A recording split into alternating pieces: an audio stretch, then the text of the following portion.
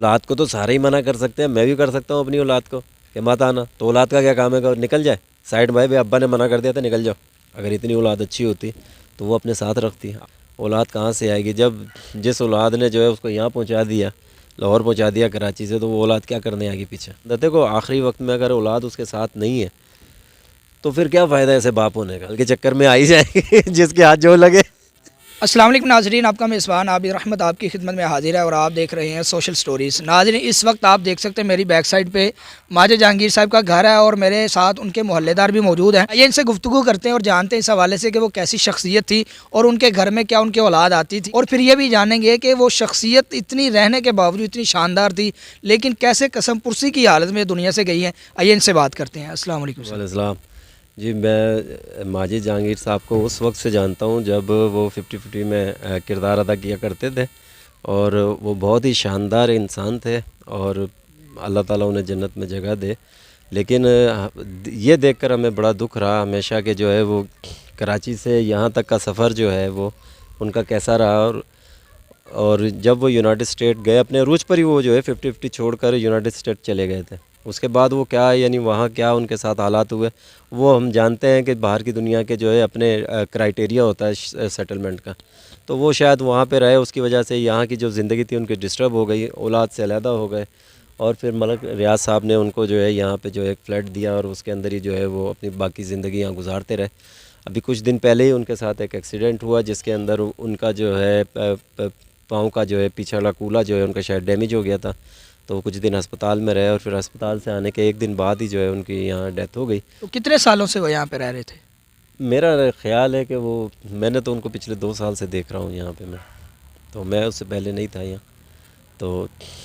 تو یہاں جو ہے وہ بہت ہی شاندار انسان تھے، ہمیشہ صبح کے ٹائم باہر ان سے گفتگو ہو جاتی تھی، کبھی کبھی ملتے تھے تو بہت ہی شاندار تھے۔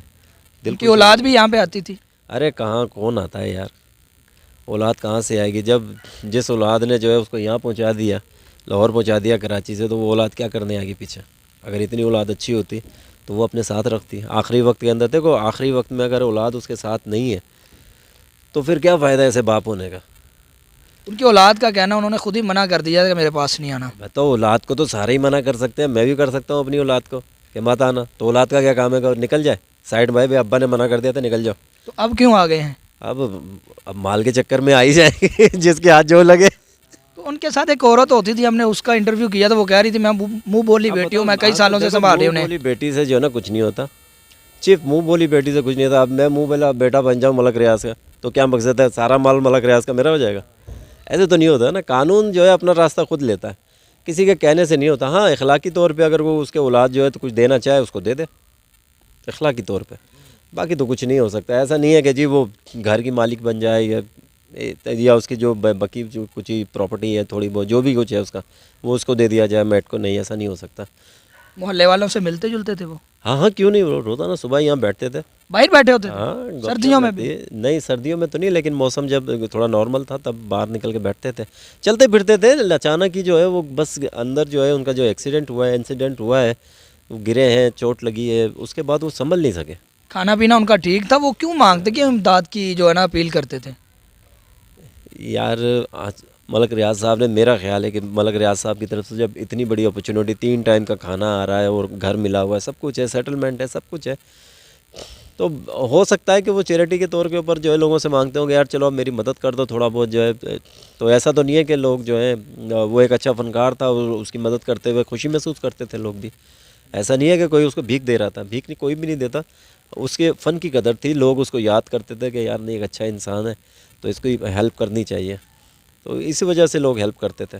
یہ نہیں ہے کہ وہ لوگوں سے جو ہے وہ بھیک مانگتے تھے۔ اوورال اچھے تھے؟ اچھے انسان تھے، بالکل بہترین انسان تھے، اور کراچی سے دیکھیں جی میرا تو بہت پرانا ساتھ ہے ان کا، میں ان کو بہت پہلے سے جانتا ہوں، جب وہ یعنی کہ 50-50 سٹارٹ ہوا تھا اس دور سے میں نے تو انہیں دیکھ رہا ہوں، ضیاء کے دور سے، تو بہترین انسان تھے وہ، اور اس کا ہمیں شدید دکھ ہے کہ ایک انسان، شاندار انسان دنیا سے چلا گیا، اور ہمارے یہاں جو ہے اداکاروں کے ساتھ جو ہے ہمیشہ یہی سلوک ہوتا رہا ہے کہ وہ ہمیشہ اپنی جو ہے اسی طرح کی زندگی، کمپلسری کی زندگی کے اندر ہی جو ہے وہ ہمیشہ دنیا سے رخصت ہوئے ہیں۔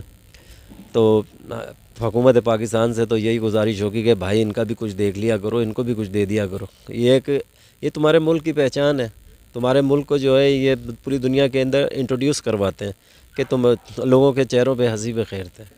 ہمارے حکمرانوں کو سوچنا چاہیے اس طرف بھی تھوڑا بہت جو ہے نا کہ جو ہے ان کا بھی کچھ جو ہے نا اس کو کم از کم ایک صنعت کا درجہ ہی دے دیں. صنعت کا درجہ بھی نہیں دیتے ہیں کہ غریب لوگوں کا ان کا کچھ بھلا ہو جائے. تو ناظرین آپ نے محلے دار کی بات سنی ہے کہ وہ اوورآل اچھے انسان تھے اور کس طرح گزر بسر کر رہے تھے. ان کی اولاد نے پتہ نہیں اولاد ناراض تھی یا باپ ناراض تھا, باہر کیف ان کی اولاد سے ہماری گفتگو ہوئی ہے اور یقیناً آپ بھی وہ چیز دیکھیں گے. اس کے ساتھ اپنے میزبان عابر احمد کو اجازت دیجیے. اللہ حافظ.